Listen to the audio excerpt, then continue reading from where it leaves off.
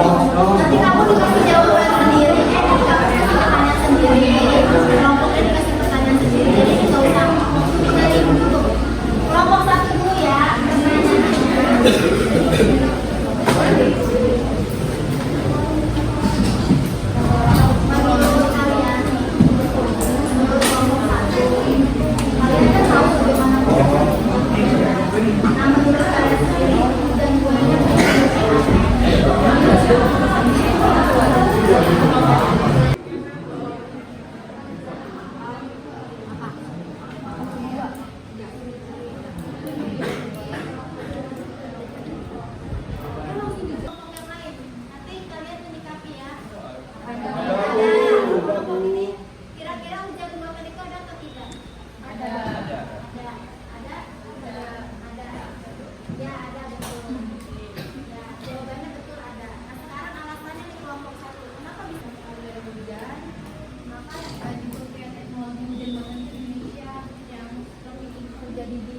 Jakarta saat tanggal 20 September 2003. Gimana tuh caranya?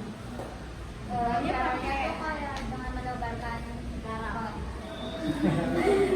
kayak bahan kimia gitu Bu, buat merangsang pembentukan titik air dan meningkatkan curah hujannya.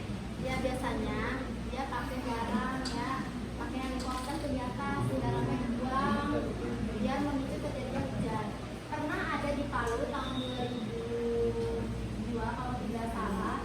Jadi Palu itu dia kekeringan tuh, akhirnya pemerintah itu pada saat hujan itu mereka melakukan penghijauan.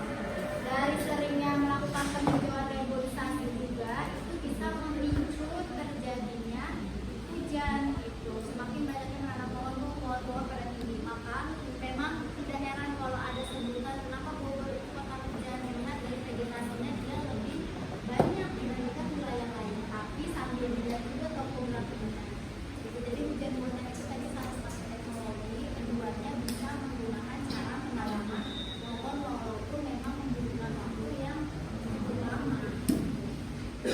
Kayak kelompok 2, kelompok 1 mendaki. Tadi pertanyaannya adalah mengapa air di wilayah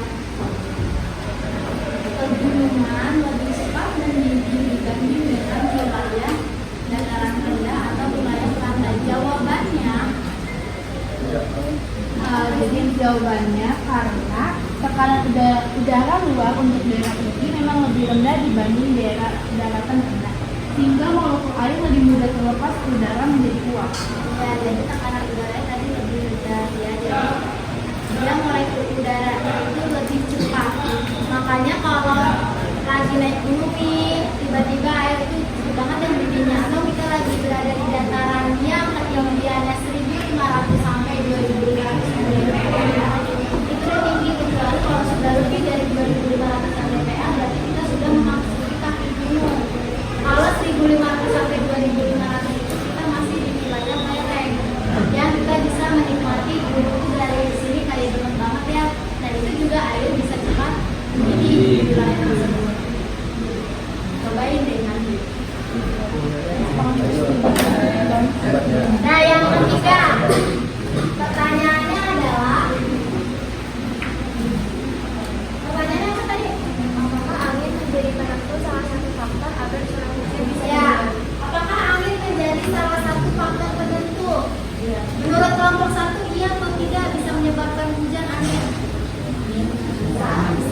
Kelompok 2? Bisa. Kelompok 3, kenapa alasannya angin bisa menyebabkan terjadinya hujan? karena angin menjadi penentu karena hembusan angin, kemudian air ini berubah menjadi uap air, lalu uap air berubah menjadi awan. Setelah menjadi awan, uap air berubah menjadi tetesan air dan jatuh ke permukaan bumi menjadi hujan.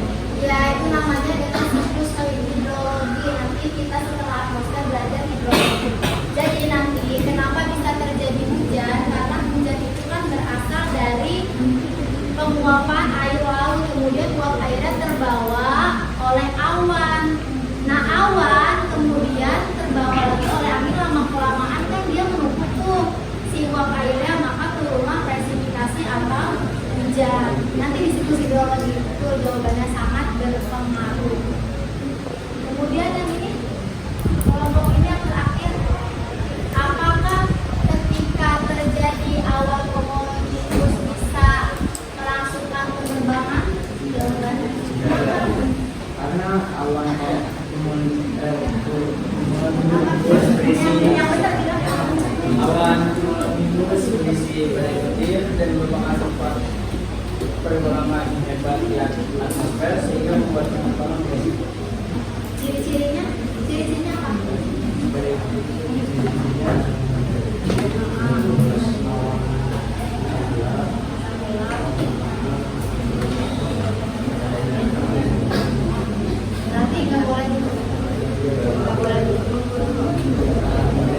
Karena terlalu beresiko. Dampaknya apa? Dampak dari awan komunis banjir,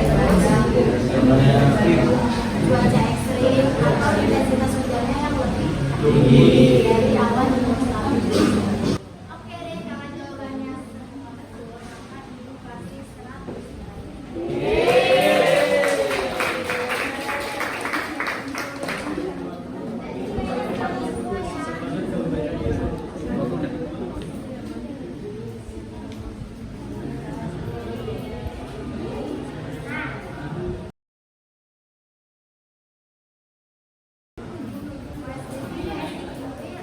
Nih, bukan bersih dong nih. Kalau ibu gerakin begini, kalian harus duduknya tegak terus tarik nafas.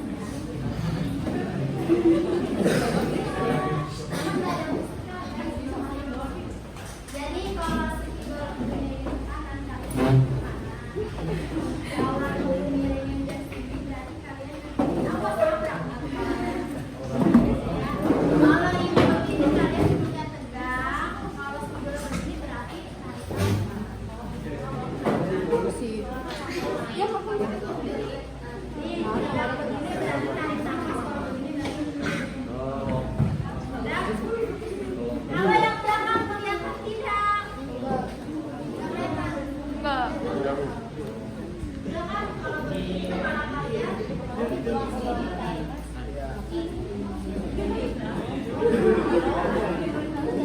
Saya 1, 2, 3.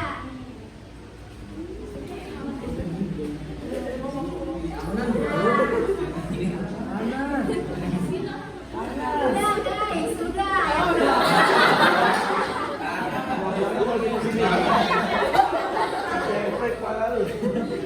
Nah, sekarang udah sekarang begini. Nah, sekarang begini. Nah, sekarang tegak lagi. Nah, oke deh sudah. Tepuk tangan dulu.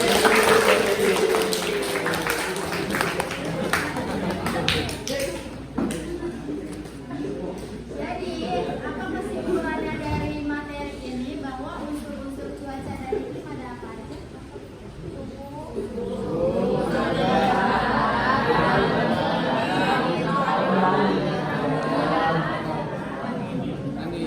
Awan. Tekanan udara, angin, angin, awan. Nah, nanti di rumah ini per individu ya, per individu ada tugas yang harus dikumpulkan hari Kamis depan. Ini 2 kelompok hari Minggu nih mengamati awannya. Ini 2 kelompok hari Sabtu. Jadi, tapi individu ya tugasnya. Jadi kalian mengamati awan dari jam 6 pagi sampai jam 5 sore. Tapi dengerin dulu tuh makanya. Bukan setiap jam kalian mengamati awan. Pusing nanti kayak begitu. Maksud ibu adalah dari jam 6 pagi sampai jam 5 sore kalian pilih mau di jam berapa. 1 gambar aja, nggak usah banyak-banyak ngeprintnya buat mungkin. Cari berkelompok aja biar ngeprintnya joinan barengan. Ya. Nanti kategorinya yang kalian dapat awannya masuknya awan apa? Rendah, menengah, tinggi. Jadi nanti dilihat dari ciri-ciri gambar yang kalian dapatkan. Kalau bisa di handphonenya kasih